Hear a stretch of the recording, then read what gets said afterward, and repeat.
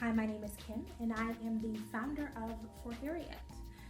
So let's talk about the politics of inclusion. So I created For Harriet 4 years ago with the intent of creating a space that centered and privileged the voices of Black women.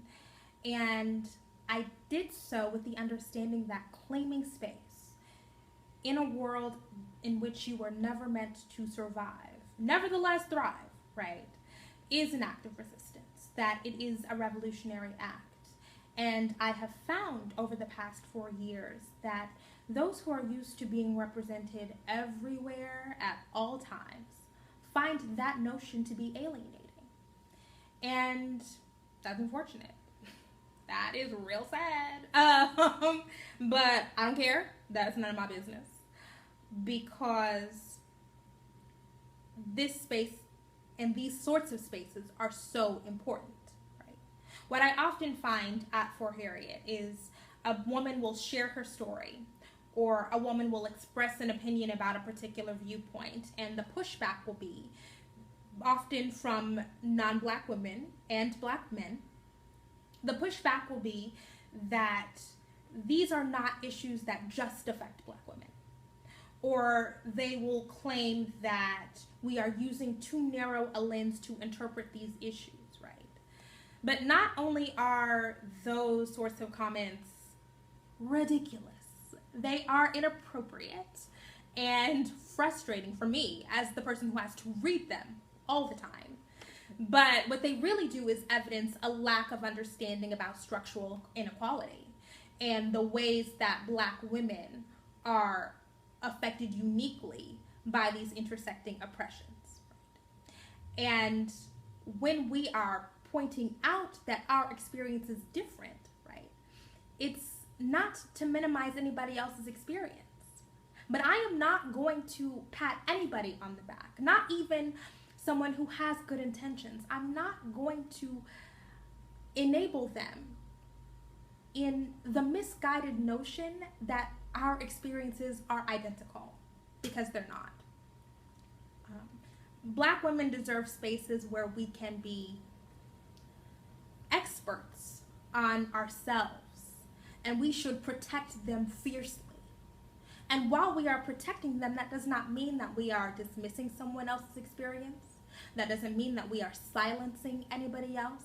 But it does mean that we have to push people to think more critically about race and gender and sexuality, right? Because the conversations that we often have about these subjects are so lowest common denominator. When we talk about race, too often we're talking about race as skin color. When we're talking about gender and sexuality, too often we're talking about fixed biological binaries, and that's just not true.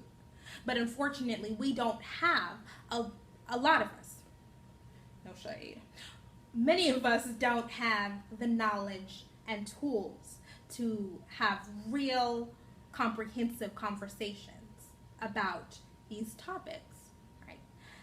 And just because you are not a member of a community and you are approaching a communal space, that doesn't mean that you can't learn from the community. That does not mean that you can't contribute meaningfully. But you do need to recognize that in these spaces, in these discourses, in these movements, Black women are undertaking a very specific project. And what we are doing is pursuing an effort to throw off hundreds of years of baggage that's been heaped on our shoulders. And that baggage tells us that we are unworthy, that we are ugly, that we are inferior, that we should be silent, and that we should be ashamed, and we are doing the work to disentangle ourselves from that. So when you are approaching these spaces and these communities, you should do so with an understanding of why it was created, with a knowledge of who created it, and who it was created for. We should take stock of that and understand that just because we enter a space, right, our mere presence does not transform the intention of the space. And that is where we can all move forward. Right? We can definitely achieve some progress but we all have to do the work, right? And I will say that as a Black woman, nobody is doing me a favor by collapsing my experience into your own without acknowledging my unique place in society, right? That is not tribute. It's not sisterhood. It is not solidarity. It is exploitation, right?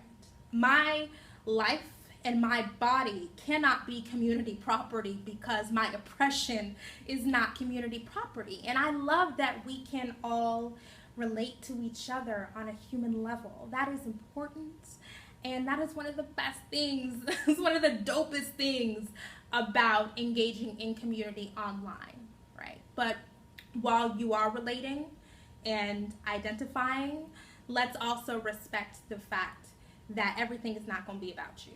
And to be quite honest with you, if you are privileged and entering a space for the marginalized, you should do so with the intention to use some of that empathetic energy to dismantle oppression, right? To create a world in which people who are living on the margins don't have to fight so hard to be represented. And I said all that to say that I don't have a desire to be anybody's lived experience tour guide. I don't want to hold your hand.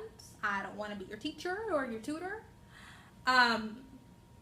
Because I am using all of my energy and all of my resources to get free. I and many other Black women are continually fighting to disentangle ourselves from white supremacist, capitalist, imperialist patriarchy, as Queen Mother Bell would say. Love her, okay? And that's it, right? Respect the space. That was fun. Let's continue the conversation. Leave a comment, email me, tweet me, and be sure to visit the site. Thanks, y'all.